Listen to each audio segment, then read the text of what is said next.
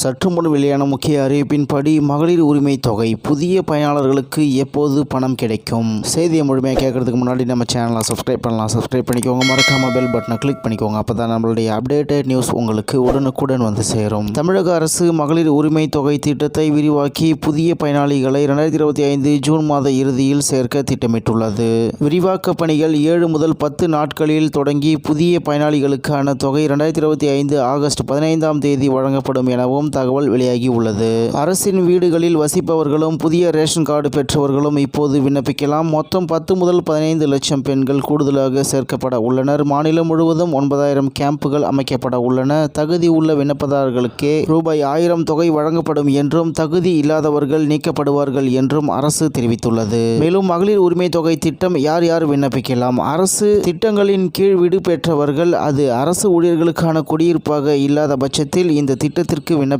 இதுவே இந்த முறை புதிய மாற்றமாகும். மேலும் இந்த முறை புதிய ரேஷன் கார்டு பெற்றவர்களுக்கும் திட்டத்தில் இணையும் வாய்ப்பு வழங்கப்படும் என அரசு தெரிவித்துள்ளது. கடந்த முறை பலரது விண்ணப்பங்கள் நிராகரிக்கப்பட்டது. ஆனால் தற்போது அந்த முடிவில் மாற்றம் செய்யப்பட்டுள்ளது. மேலும் புதிய கேம்புகள், புதிய பயனாளிகள். முன்னதாக 2025 ஜூன் 4ஆம் தேதி புதிய பயனாளிகள் சேர்ப்பு திட்டமிடப்பட்டிருந்த போதும் நடைமுறைப்படுத்தப்படவில்லை. விரைவில் மொத்தமாக 9000 இடங்களில் கேம்புகள் அமைக்கப்பட உள்ளன. தற்போது தமிழகத்தில் 1.25 கோடி பெண்கள் இந்த திட்டத்தின் கீழ் பயன்பெற்று வர, விரைவில் மேலும் 10 முதல் 15 லட்சம் பெண்கள் புதிய பயனாளிகளாக சேர்க்கப்பட உள்ளனர். இதன் மூலம் மொத்த பயனாளிகள் எண்ணிக்கை 1.45 கோடியாக உயரும் என எதிர்பார்க்கப்படுகிறது.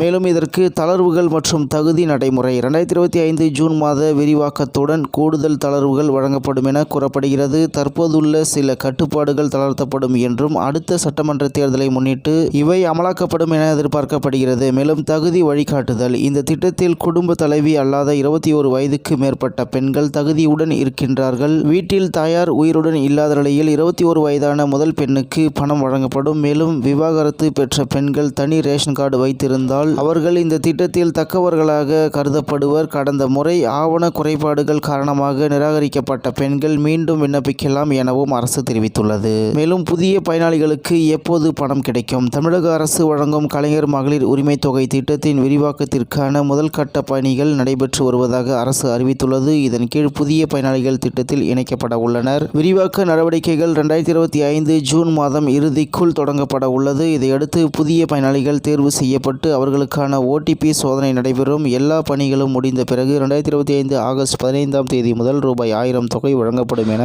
தகவல் வெளியாகி உள்ளது. மொத்தமாக மகளிர் உரிமை தொகை திட்டத்தின் விரிவாக்கம் விரைவில் அறிவிக்கப்பட உள்ளது. ஆனால் இது ரேஷன் கார்டு உள்ள அனைவருக்கும் கிடைக்கும் என பொருள் அல்ல. தகுதியுள்ள விண்ணப்பதாரர்களே தேர்வு செய்யப்படுவார்கள். தகுதி இல்லாதவர்களுக்கு திட்ட தொகை வழங்கப்படாது எனவும் அரசு வலியுறுத்தியுள்ளது என்று தகவல் வெளியாகியுள்ளது என்பது குறிப்பிடத்தக்கது.